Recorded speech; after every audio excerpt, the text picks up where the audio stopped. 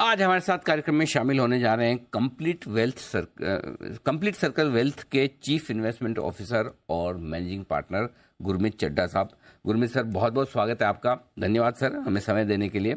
सबसे पहले राय आपसे शुरुआत करता हूं। ग्लोबल मार्केट्स है, वैसे तो अब जो संकेत मिल रहे हैं कि शायद अमेरिका में भी ब्याज दरें थमती नजर आए, लेकिन बाजार वहां के अभी भी थोड़े ढीले ढाले से दिख रहे हैं। इस हफ्ते भी चारों दिन घटे हैं।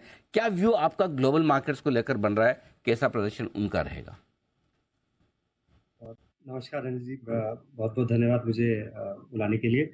मेरा व्यू थोड़ा कॉशन का है ग्लोबल बाजारों को लेके। उसके दो कारण है। ये डेट सीलिंग को जितना डिले करेंगे डिस्कशन को, उतना वॉलेटिलिटी बढ़ेगा। हालांकि पिछली बार भी हमने देखा है कि एंड मिनट कोई ना कोई डील वर्कआउट हो जाती है, तो एक जो उसको लेके वॉलेटिलिटी आती है और उसके कॉन्सिक्वेंसेज आते हैं यूएस गवर्नमेंट के डिफॉल्ट को लेके, वो थोड़ा सा बाजार को चेक पे रखेंगे।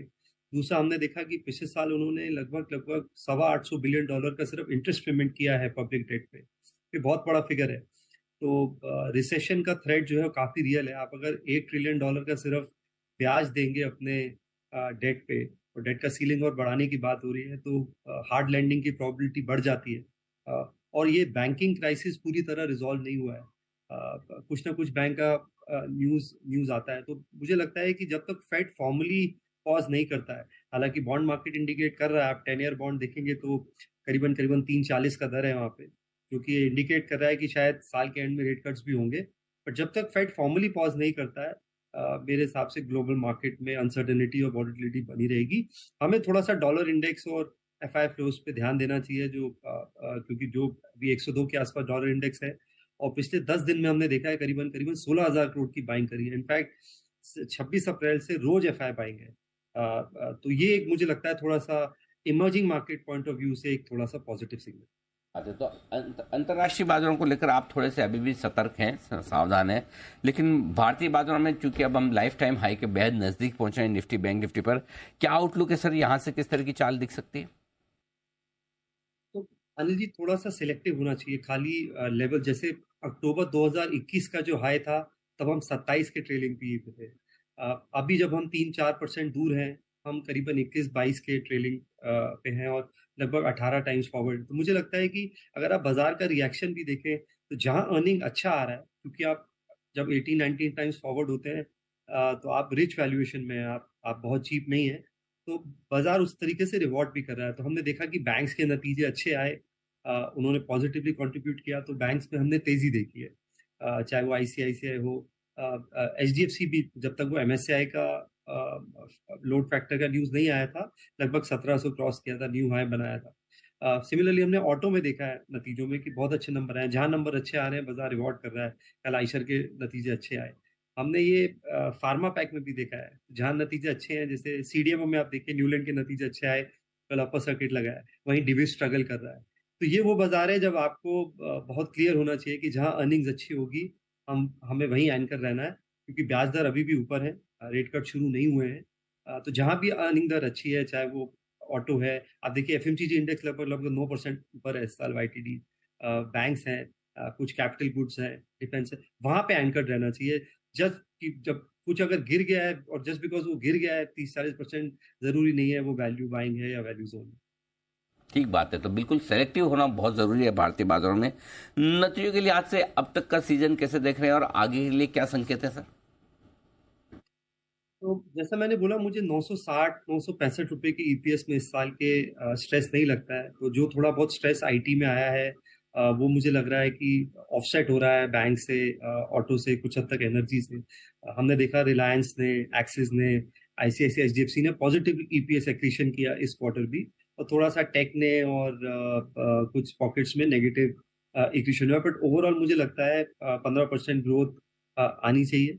और अगले साल भी मुझे लगता है अर्निंग ग्रोथ अच्छा रहेगा। बट थोड़ा सा सिलेक्टिव होना पड़ेगा।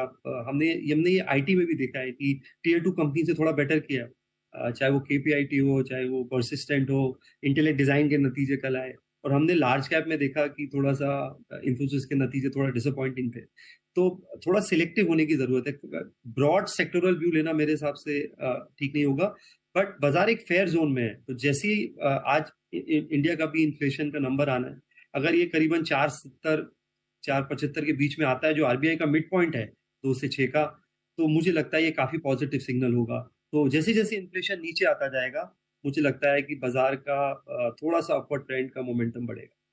ठीक बात है। तो ये आपके लिए पूरे नतीजों के लिहाज से और आगे का आउटलुक आप बताएं सर, इस बाजार में क्या पसंद है आपको? निवेश के अगर मौके ढूंढने तो कहाँ करना चाहिए? तो अनिल जी, जैसे मैंने बोला कि कुछ तो ब्रॉड बेस्ड है, जैसे बैंक्स है। आप देखिए मार्च की भी क्रेडिट ग्रोथ करीबन करीबन 15.5% आई है।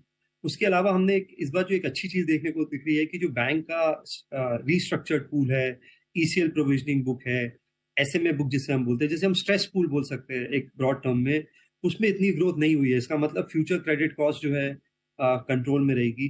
बहुत अच्छे बैंक्स ने करीबन करीबन 80% प्रोविजनिंग भी करी हुई है, कि जो कि बहुत अच्छी बात है। तो मुझे लग रहा है क्योंकि आज अभी नॉमिनल ग्रोथ 11-12% रहेगी, तो मुझे लगता है बैंक्स जो है क्रेडिट ग्रोथ, क्योंकि यूजली 1.5 टाइम्स होती है नॉमिनल ग्रोथ की, क्रेडिट ग्रोथ अच्छा रहने के 20-22% नहीं होगी, बट डबल डिजिट रहने के आसार है।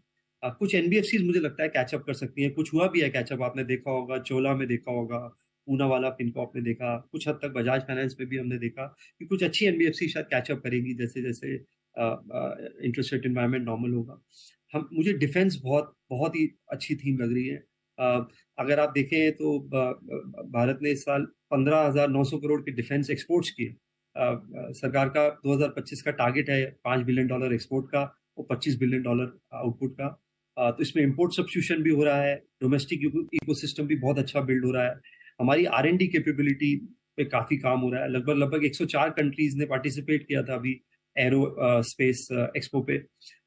अभी पीछे डिफेंस काउंसिल ने करीबन करीबन 2 लाख करोड़ के एक्सेप्टेंस ऑफ नेसेसिटी बोलते हैं हम, के कॉन्ट्रैक्ट्स साइन किए। तो बहुत अच्छा है, इसमें पीएसयूज भी है, डिफेंस एंसिलरी भी है, तो हमें पूरी वैल्यू चेन को इसमें ट्रैक करना चाहिए। काफी अच्छा लग रहा है। हाउसिंग अभी भी स्ट्रांग है, अफोर्डेबल हाउसिंग अभी भी स्ट्रांग है। तो जो भी हाउसिंग रिलेटेड थीम्स हैं, आपने देखा पेंट के नतीजे बहुत अच्छे आए एशियन पेंट्स के, कंसाइन एरोलैक ने बहुत अच्छे नतीजे दिए, केबल एंड वायर्स कंपनी है। तो जो भी हाउसिंग रिलेटेड थीम है, ये भी हमें अच्छी लग रही है। ओके, तो ये आपके लिए काफ़ी अच्छे इन्वेस्टमेंट के मौके, लेकिन कुछ ऐसी थीम्स हैं जहां थोड़ा सावधान रहना है या वहां पर अभी निवेश करने से परहेज करें?